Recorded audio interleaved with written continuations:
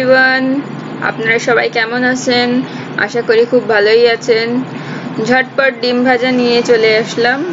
অনেক সময় হয় তরকারি থাকলে তরকারি আমাদের খেতে মন চায় না, বা বাচ্চারা থাকলে বাচ্চারা বাহানা করে যে আমি এটা খাবো না এটা খাবো না। তো ঝটপট পেঁয়াজ মরিচ দিয়ে ডিম কিভাবে ভাজতে হয় সেটাই আজকে খুব সহজ করে আপনাদের দেখানোর জন্য চেষ্টা করেছি। আমি আমার চপার মেশিনটা নিয়ে নিয়েছি। এটার মধ্যে দুটো মরিচ ছোট ছোট করে কেটে দিয়েছি, আর একটা বড় সাইজের পেঁয়াজের অর্ধেকটা নিয়ে নিয়েছি। আপনারা আপনাদের রুচিসম্মত যেভাবে, আপনারা মরিচ বেশি খেতে চাইলে মরিচ বেশি দিতে পারেন, পেঁয়াজ বেশি খেতে চাইলে পেঁয়াজ বেশি দিতে পারেন। এটার মধ্যে আমি একটু লবণ অ্যাড করব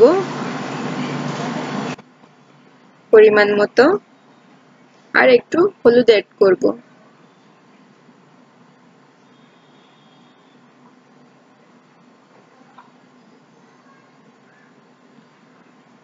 এটা কভার করে আমি জাস্ট একটু চপ করে নেব ফাইন হওয়া পর্যন্ত।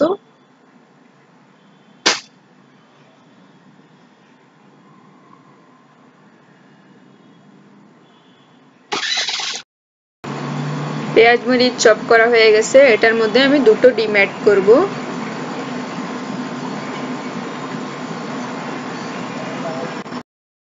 আপনারা চাইলে আগে থেকে ভেঙে ডিমটা বাটিতে নিতে পারেন, আর যদি কমফোর্টেবল হন ডাইরেক্ট আপনি চপার মেশিনটার মধ্যে দেবেন, তাহলে ডাইরেক্ট চপার মেশিনে অনেক সময় দেখা যায় যে ডিমের খোসাগুলো থেকে যায়, আর ওটা খুবই অস্বাস্থ্যকর একটা হয়, মানে খুবই বিচ্ছিরি খারাপ হয়। আর এজন্যই আপনারা যেভাবে কমফোর্টেবল সেভাবে করবেন। ডিমটা আমি জাস্ট 2 মিনিট চপ করে নেব। পেঁয়াজ মরিচ সবকিছু দিয়ে ভালো করে মিশে যাবে। আপনারা চাইলে আপনাদের কাছে চপার মেশিন না থাকলে আপনারা হাতেও গুলাতে পারেন, বা হ্যান্ড ব্লেন্ডার দিয়েও করতে পারেন। আমার এভাবে সুবিধা মনে হয়েছে তাই আমি এভাবে করেছি। ডিমটা গোলানো হয়ে গেছে, এবার চুলোর কাছে যাওয়া যাক। ডিমটা ভালো করে ফেটে নিলে ডিমটা খেতে অনেক টেস্টি হয়, এবং ভাজার সময় অনেক সুন্দর ফুলে। চলুন এবার ভাজার পালা। একটা প্যান নিয়ে নিছি, প্যানটা গরম হয়ে গেছে, তেল অ্যাড করলাম।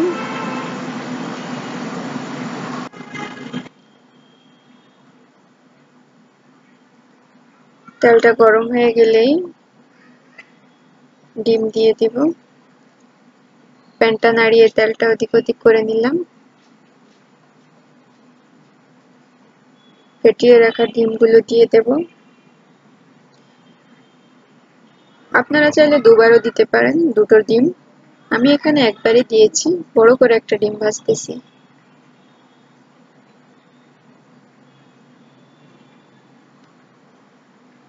দেখেছেন কত সুন্দর ফুলেছে? আমার তো এখনই খুব লোভ হচ্ছে।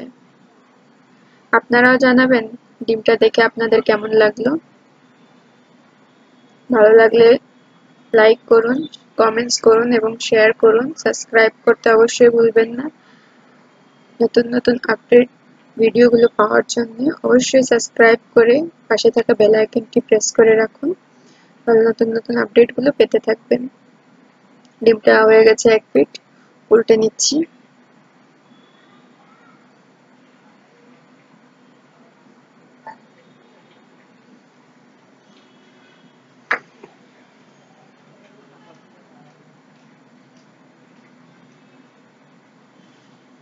ডিম ভাজা অনেকেরই পছন্দ। অনেকে অনেক রকম করে খায়, কেউ সেদ্ধ করে খেতে চায়, কেউ ফ্রাই করে খেতে চায়, কেউ হাফ বয়েল করে খেতে চায়। এভাবেও খেয়ে দেখবেন এবং কেমন লাগে সেটা অবশ্যই জানাবেন, জানাতে ভুলবেন না।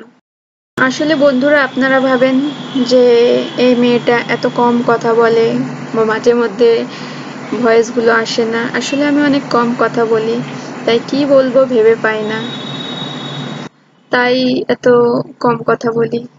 আপনাদের সঙ্গে কথা বলতে বলতে আমার ডিম ভাজাটাও হয়ে গেল। চলুন এটা পরিবেশন করা যাক। ডাল, ভাত, রুটি, পরোটা সবকিছুর সঙ্গেই খেতে পারেন আপনারা। ছোট বাচ্চাদের টিফিনে দিতে পারেন। তাহলে এই পর্যন্তই থাক। নতুন আবার কোনো রেসিপি নিয়ে আবার আপনাদের সঙ্গে দেখা হবে। আল্লাহ হাফিজ।